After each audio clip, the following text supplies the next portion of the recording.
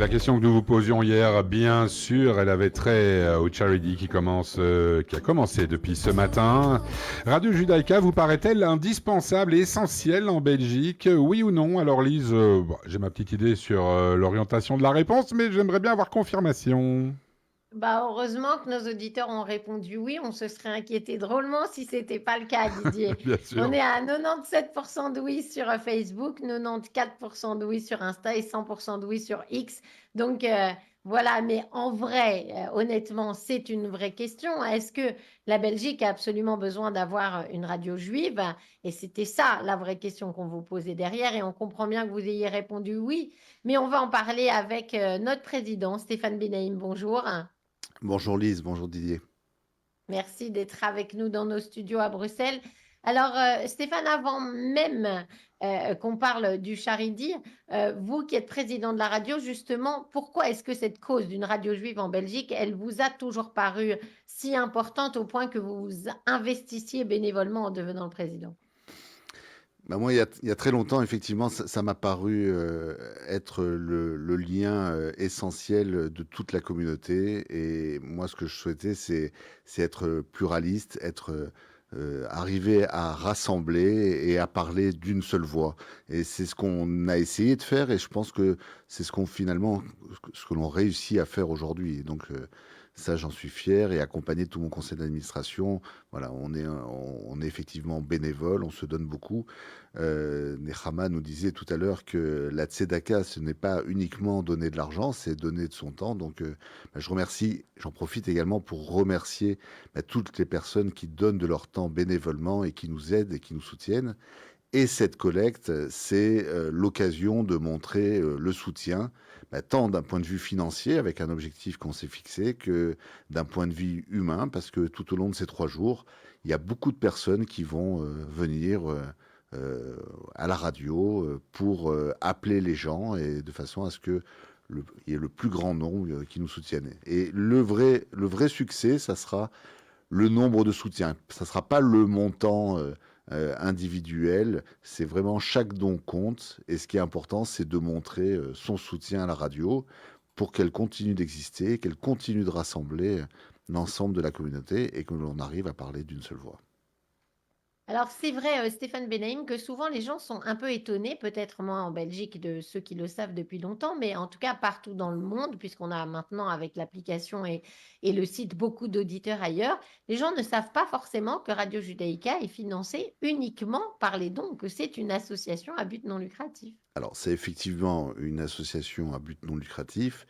Il y a effectivement les dons qui contribuent au budget de la radio, mais pas uniquement. Vous entendez sur nos ondes de la publicité. Didier appelle ça des pages de conseil. Ce sont des annonceurs qui nous soutiennent et qui considèrent que le média est important, de façon à ce que ça leur amène des clients. Donc, je remercie également ces annonceurs qui nous soutiennent tout au long de l'année, et grâce à eux, on peut émettre.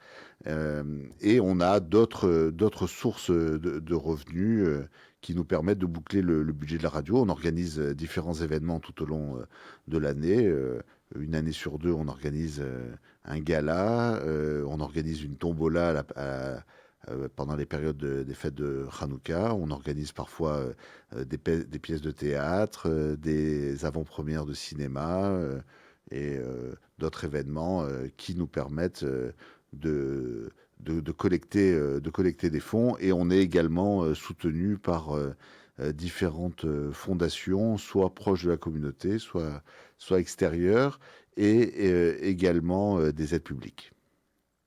Alors, dans tout cela, il y a trois choses en règle générale qui reviennent, et notamment dans les témoignages qu'on a entendus pour ce Charidi. Il y a l'information, il y a rassembler les gens dont vous venez de parler, et il y a également la transmission de la mémoire.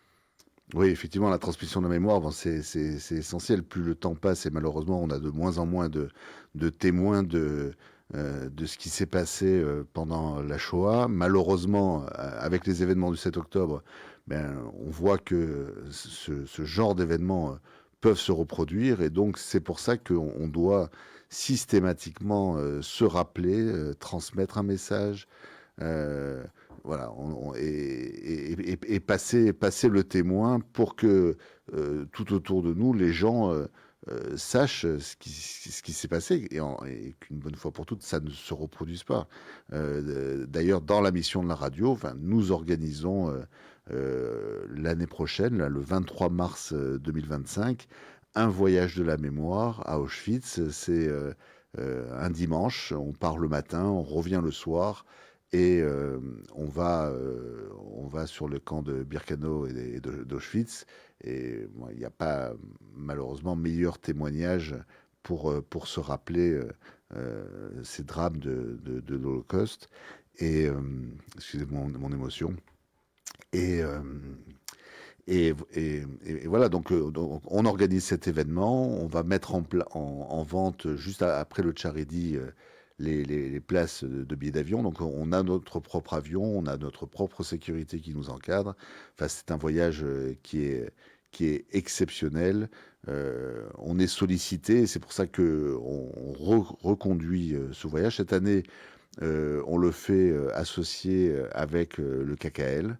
Et, euh, et si vous souhaitez venir, ne perdez pas de temps parce que les places sont rares. Alors, transmission de la mémoire, information, rassembler les auditeurs, c'est vraiment ce qu'on a en tête du matin au soir. Alors, cette information, elle est, et c'est pour ça que le slogan de cette campagne, c'est une voix qui compte, elle est très différente sur Radio Judaïka de tout le reste de ce qu'on entend dans les médias belges, Stéphane Bellet. Bah, c'est sûr que si on écoute les médias belges ou tous les autres médias, on se sentirait bien seul. Euh, à- enfin, on a l'impression que on on n'a que des ennemis autour et qui nous déversent des fake news tout au long de leurs annonces, de leurs journaux. Enfin, ça à rien n'y comprendre. Et donc, heureusement qu'on a des médias comme Radio Judaïka qui essayent d'avoir une autre vision et un autre message.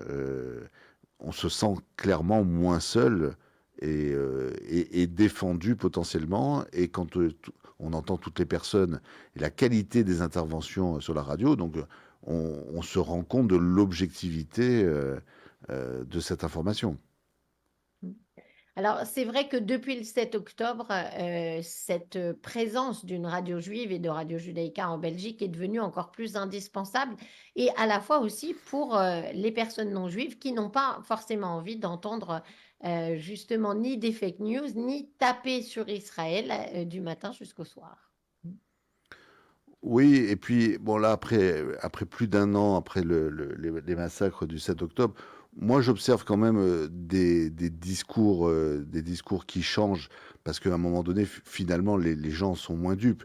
Quand on voit ce qui se passe au Liban, moi, j'entends quand même des voix qui s'opposent, qui s'opposent aux autorités en place. Quand on voit ce qui se passe en Iran avec cette jeune étudiante là qui marche dans la rue sans son voile, enfin, même en sous-vêtements. Enfin, je n'ose pas imaginer ce qui va lui arriver après, mais en tous les cas, ce sont des signes qui montrent qu'il y a d'autres voies et qu'à un moment voilà, on se rend compte de quelle légitimité a l'Iran de bombarder, enfin, d'envoyer 200 missiles sur Israël. Et finalement, donc, les gens s'en rendent compte. Bon, j'ai vu des commentaires aussi, enfin, enfin d'ailleurs, de dépêches, par exemple, de la dernière, de la DH, de la dernière heure, par rapport au successeur de Nasrallah, où que finalement le prochain successeur n'a pas le temps d'être nommé, qu'il est déjà éliminé. Et finalement, voilà, ce sont des non-juifs qui aujourd'hui font ce genre de commentaires. Donc finalement, j'ai un peu d'espoir par rapport à l'influence qu'on peut avoir tout autour de nous et finalement arriver à être entendu. C'est vrai. Merci beaucoup, Stéphane Benaïm, président de Radio Judaïka, d'être venu avec nous ce matin pour parler de la radio et de son importance. La majorité silencieuse, si elle était moins silencieuse, c'est mieux. Donc, c'est bien en tout cas qu'elle nous écoute. Je vous rappelle, charity.com/Radio Judaïka. On compte vraiment sur vous pour ces 3 jours de campagne de dons. On a un objectif de 150 000 € et on compte sur chaque don.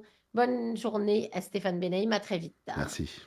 Merci beaucoup, Monsieur le Président, d'être venu vous exprimer à notre antenne. La question du jour pour demain, puisque demain est un autre jour, la voici, et demain, ce sera encore et toujours Charity. Je vous rappelle que Charity, ça dure 3 jours, depuis aujourd'hui et jusqu'à jeudi inclus. La question du jour pour demain, pensez-vous que Radio Judaïka devrait être encore plus présente sur le terrain, c'est-à-dire plus présente lors des activités communautaires, entre autres, oui ou non? D'ici quelques minutes, comme d'hab, vous allez sur X, vous allez sur Facebook et vous allez sur Insta, nous donner votre avis. Résultat du mini-sondage, ce sera demain matin aux alentours de 8h45, bien sûr. Il est 8h58.